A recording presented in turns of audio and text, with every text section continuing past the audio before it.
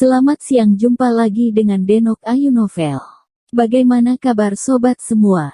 Sebelum kita mulai cerita ini, ayo kita subscribe, like, komen, share dan nyalakan loncengnya untuk mendapatkan notifikasi terbaru ketika Mimin mengupload video barunya. Menantu terbaik bab 155 Indra ke-6 wanita. Ye Qingmei memutar tubuhnya dan membuka kancing bajunya, benar-benar memasuki keadaan tanpa pamrih. Sayang, cepatlah, aku cemas. Xuan Qingzi menggosok tangannya, dengan tidak sabar, bangkit untuk masuk ke bagian belakang mobil, berencana melakukannya sendiri. Ledakan. Tiba-tiba terdengar suara keras di luar pintu mobil, dan banyak retakan muncul di kaca depan kabin. Xuan Qingzi menggigil ketakutan, berbalik dan melihat sosok gelap berdiri di luar, memecahkan kaca mobil dengan sikunya. Ledakan. Dengan suara lain, sudut kaca mobil langsung miring ke bawah. "WHO!" Xuan Qingzi berteriak, tapi laki-laki itu tidak setuju sama sekali. Dia menghantamkan sikunya ke kaca mobil lagi, dan dengan keras, kaca mobil itu terbang ke dalam taksi. Pengadilan kematian. Xuan Qingzi berteriak dengan marah. Tiba-tiba ada paku di tangannya yang tertanam duri tembaga, dan dia mengangkat tangannya untuk memukul bayangan hitam di luar jendela mobil. Bola spike berlari keluar dengan suara-suara pecah, bayangan hitam dengan tergesa-gesa mengelak, dan spike ball segera dikosongkan, tapi bola diikat dengan kawat. Xuan Qingzi menariknya dengan tangannya, dan spike ball jatuh ke lengan bajunya lagi. Kemudian dia menyusut dan dengan sigap keluar dari jendela mobil yang pecah. Pada saat yang sama dia mengeluarkan jimat di tangannya, berbalik dan melemparkannya. Peluru jimat itu ditembakkan ke bayangan hitam di atap mobil, meledak di udara. Sebuah bola api keluar dan mengambil bayangan dari bayangan tersebut. Bayangan hitam itu tampak sangat terkejut, dia tidak menyangka akan memiliki tipuan yang begitu jahat, tetapi untungnya dia bereaksi dengan cepat, menginjak kakinya, memutar pinggangnya, membalikkan punggungnya, dan mengeluarkan segenggam cinabar dari sakunya dan mengangkatnya dengan lembut. Bola api menghilang tanpa jejak setelah mengenai cinabar, dan bayangan hitam itu terus jatuh ke tanah, dan dia tidak bisa menahan nafas lega. Wajah Xuan Qingzi tiba-tiba berubah setelah melihat pria itu mengangkat cinabar. Sebelum pulih, bayangan hitam itu menginjak bagian depan mobil dan bergegas ke arahnya, mengambil belati perunggu dengan cahaya keemasan di tangannya. Dada. Tidak baik. Hati Xuan Qingzi kaget. Tanpa sepatah kata pun, dia menoleh dan melarikan diri. Lawannya adalah cinabar dan pedang perunggu. Jelas, dia datang dengan persiapan, dan keterampilannya tajam dan ganas. Saat pertarungan berlanjut, dia tidak bisa memanfaatkannya. Untuk hitungan teratas. Melihat dia melarikan diri, bayangan hitam itu tidak mau menunjukkan kelemahan dan segera mengejarnya. Tetapi kecepatan Xuan Qingzi terlalu cepat, dan bayangan hitam itu berlari sebentar. Melihat bahwa dia tidak bisa mengejar, dia berbalik. Pada saat ini, Ye Qingmei sudah membuka kancing seluruh bajunya, memperlihatkan perut putihnya yang lembut. Bayangan hitam itu berubah menjadi merah, dan dengan cepat melepas mantelnya dan memakainya. Melihat dia sedikit bingung, dia segera merobek manset dari lengan pendeknya, menyobeknya menjadi tali, dan mengikat tangan dan kakinya dengan kuat. "Lepaskan aku seksi. Aku seksi." Ye Qingmei sedang berbaring di kursi belakang, terus-menerus memutar tubuhnya. Bayangan hitam itu mengabaikannya, membersihkan kaca di kursi pengemudi, lalu duduk di taksi pengemudi untuk menyalakan mobil, dan bergegas menuju Hui Sengtang. "Saudara Li, kalau begitu aku akan kembali dulu. Hari ini, hanya ada sedikit pasien yang kembali ke Sengtang, jadi Lin Yu berencana pulang lebih awal." Pada saat ini, lampu mobil yang menyilaukan bersinar, dan kemudian sebuah mobil dengan jendelanya yang pecah melesat masuk. Rem tiba-tiba berhenti di depan pintu Hui Sengtang. Lin Yu melihat bayangan gelap turun dari taksi, dan berkata dengan terkejut. "Saudara Qin, mengapa kamu di sini?" Bayangan ini bukan orang lain, itu Qin Lang. "Tuan, Anda bisa menyelamatkan Nona Ye. Qin Lang buru-buru memanggil sebelum menjawabnya. Lin Yu melirik ke arah Ye Qingmei, yang duduk di kursi belakang, dan segera tahu bahwa dia telah ditangkap oleh obat-obatan seperti ekstasi. Dia bergegas, membuka pintu dan memeluknya ke samping. Bantu aku, bantu aku.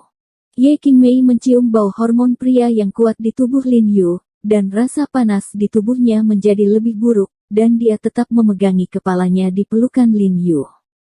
Lin Yu belum pernah melihat obat yang begitu ganas, dan segera dilarikan ke rumah sakit bersama Jiang Yan. Tuan, pergi ke ruang dalam. Li Zhensheng buru-buru membuka pintu ruang konsultasi internal. Setelah Lin Yu masuk, dia segera menutup pintu, lalu mengedipkan mata ke Qin Lang dan berkata, "Pergi, keluar dan lihat." "Apa yang kamu lihat?" Qin Lang bertanya-tanya. "Coba kamu lihat, ada begitu banyak omong kosong." Li Zhensheng naik dan menembak pantat Qin Lang, dan Qin Lang lari dengan cepat. Lin Yu meletakkan Ye Qingmei di ranjang klinik dan melepaskan strip kain di tangan dan kakinya, karena dia berjuang terlalu keras, meninggalkan bekas merah tua di pergelangan tangan dan pergelangan kakinya. "Aku ingin." Alis Ye Qing mengalir ke tubuh Lin Yu, dan bibirnya yang hangat mencium Lin Yu dengan sombong. Guru Ye, Anda harus sadar." Lin Yu selalu berpikir bahwa dia adalah obat, dan dia diam-diam terkejut. Dia tidak menyangka bahwa ada obat ekstasi yang begitu kuat. Lin Yu menarik Ye Qingmei turun dari tubuhnya, dan kemudian mengeluarkan jarum perak, menusuknya dengan 2 jarum di titik Tianzu dan Gesu, dan pada saat yang sama mentransfer kekuatan spiritual di tubuhnya kepadanya melalui jarum perak. Tapi itu tidak berhasil. Nafsu Ye Qingmei tidak melemah sama sekali, dan dia bergegas ke arah Lin Yu lagi, dan tangannya juga dimasukkan ke dalam pakaian Lin Yu, dan dia terus meraba-raba. Lin Yu juga merupakan usia darah dan energi. Cukup untuk menahan godaan kecantikan besar seperti Jiang Yan sepanjang hari. Sekarang Ye Qingmei dirangsang secara proaktif, keinginan yang telah dia tekan untuk waktu yang lama juga mulai menyembur keluar, hanya merasakan kepalanya berdengung, bertahan mau tak mau aku memeluk Ye Qingmei, dan menggerakkan tangannya. Lin Yu tahu betul bahwa cara untuk meredakan gejala ini sebenarnya sangat sederhana, yaitu dengan memenuhi kebutuhannya. Gadisnya berinisiatif untuk memeluk dan memeluknya. Aku takut tidak ada pria yang bisa menolak. Lin Yu juga seorang pria, dan dia secara alami tidak bisa menahannya. Dia mencium aroma tubuh Ye Qingmei dan merasakan kehangatan kulitnya. Dia hanya merasakan darah di sekujur tubuhnya mendidih. Cepat, Xiao Yu, bantu aku." Mata Ye Qing kabur, dan dia bergumam. Lin Yu tiba-tiba gemetar saat mendengar ini, dan darah mendidih menghilang dalam sekejap.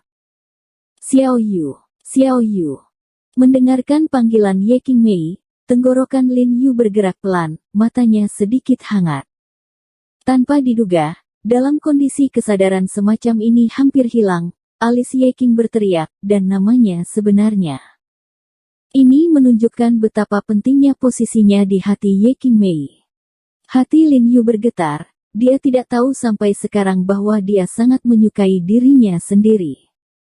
Sayangnya, dia sekarang adalah He Jiarong, suami Jiang Yan, jadi dia tidak bisa menyentuhnya. Jika tidak dia akan bangun dan konsekuensinya akan menjadi bencana. Memikirkan hal ini, Lin Yu dengan cepat mendorongnya menjauh dari tubuhnya, dan kemudian mengeluarkan jarum perak untuk menusuk titik akupuntur Baihui di atas kepalanya. Alis Ye Qing berguling dan dia pingsan. Lin Yu memeluknya, lalu dengan lembut membaringkannya di tempat tidur. Dia hanya dapat menggunakan metode ini untuk memperlambat Ye Qingmei terlebih dahulu, dan kemudian dengan lembut melakukan akupuntur pada tangan dan kakinya untuk membantunya menghilangkan panas tubuh. Pemimpin regu, ini tidak bagus. Qin Lang di luar rumah sakit tiba-tiba bergegas masuk, dan berteriak dengan nada panik, "Nyonya, dia ada di sini." "Apa?" Li Zhensheng merasa seperti dia takut pada sesuatu. Alasan mengapa dia meminta Qin Lang untuk melihat keluar adalah karena dia khawatir Jiang Yan akan datang tiba-tiba, tetapi dia benar-benar khawatir. Hentikan dia dulu. Li Zhensheng buru-buru memerintahkan, berbalik dan berjalan masuk, ingin memberi tahu Lin Yu. Hentikan dia. Apakah kamu membicarakan tentang aku? Siapa yang tahu bahwa begitu Li Zhensheng berjalan ke pintu ruang dalam, Jiang Yan masuk dengan tas di punggungnya, dan berkata dengan cara yang agak bingung, "Saudara Li, mengapa kamu menghentikan saya?" "Ah, tidak membicarakanmu, bagaimana mungkin itu membicarakanmu?" Dengan panik di wajah Li Zhensheng, dia tanpa sadar berbalik untuk memblokir pintu kamar dalam dan terbatuk, "Oh, mengapa saudari Jiang Yan tiba-tiba punya waktu untuk datang ke klinik hari ini? Aku pulang kerja lebih awal hari ini, jadi aku berpikir untuk datang dan menjemput Jiarong dan pulang bersamanya." Jiang Yan tersenyum, "Saudara Li, apa yang kamu lakukan begitu keras, aku tidak bisa mendengarmu." "Oh, apa? Saya berlatih kapasitas paru-paru 2 hari ini, sengaja berbicara untuk meningkatkan volume." Li Zhensheng menegakkan lehernya.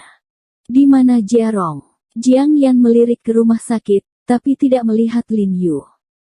"Oh, apa? Dia ada yang salah. Dia keluar dan langsung pulang setelah perawatan. Kamu tidak perlu menunggu dia. Kembali," kata Li Zhensheng dengan wajah memerah. "Oh, aku tahu aku meneleponnya dulu." Jiang Yan tersenyum, "Kalau begitu aku akan kembali dulu." Berbicara, Jiang Yan mengambil tas dan berjalan keluar. Pada saat ini, tiba-tiba ada suara di dalam, seperti suara kotak yang jatuh ke tanah. Jiang Yan segera berhenti, melihat kembali pada Li Zhensheng, dan bertanya, "Saudara Li, apa suaramu?" "Di mana ada suara?" "Tidak ada suara." Li Zhensheng berpura-pura kosong, menoleh untuk melihat Qin Lang, dan bertanya, "Apakah Anda mendengar suara?" "Tidak. Saya tidak mendengar apa-apa." Qin Lang mengikuti dengan pandangan bingung dan melihat sekeliling. "Tidak, saya benar sekali, Saudara Li, buka pintu dan lihatlah." Jiang Yan menggelengkan kepalanya dan berkata dengan pasti, "Oh, oke, kamu pergi dulu, aku akan membuka pintu sebentar dan melihat-lihat." Li Zhensheng mengangguk dengan cepat, gugup sampai mati-matian berusaha mengusir Jiang Yan. Mata cerah Jiang Yan menyapu, dan dia segera menangkap kepanikan yang melintas di antara alis Li Zhensheng, hatinya tenggelam, dan dia berkata dengan dingin, "Apakah Lin Yu ada di sana?" "Siapa?" Indra keenam wanita itu ternyata sangat akurat, dan Jiang Yan tiba-tiba memunculkan kata "menyebalkan" dalam pikirannya. "Tidak. Bagaimana mungkin Tuan ada di dalam?" Untungnya, kualitas mental Li Zhensheng sangat bagus. Di permukaan, awannya ringan dan berangin, tapi hatinya berkeringat. "Pak, Anda bilang jangan bergerak cepat atau lambat, tapi saat ini, tidak seperti memukul moncongnya sendiri." Menyingkir. Jiang Yan berjalan cepat ke meja klinik, menemukan kuncinya, dan berkata dengan dingin kepada Li Zhen, "Tuan benar-benar tidak ada di dalam, jadi jangan masuk." Li Zhensheng menggigit kulit kepalanya dan melakukan perjuangan terakhir. Faktanya, dia tidak khawatir tentang karakter Lin Yu. Dia tahu bahwa Lin Yu tidak akan pernah melakukan langkah yang menyimpang, tetapi dia melihat keadaan Ye Qingmei, dan dia merobek dan menariknya. Bahkan jika Lin Yu menyembuhkannya, mereka berdua berpakaian tidak rapi. Sendirian pria dan janda sendirian di sebuah kamar, ditambah dengan pakaian yang tidak rapi, tidak ada yang akan memikirkannya, jadi ini juga alasan mengapa dia mencoba membujuk Jiang Yan. "Minggir," Jiang Yan berkata dengan suara yang dalam lagi, wajahnya membeku. Bersambung. Terima kasih kepada kalian yang telah menonton video ini. Jangan lupa tekan tombol subscribe-nya dan nyalakan notifikasinya untuk mendapatkan video-video seru lainnya dari Denok Ayu Novel.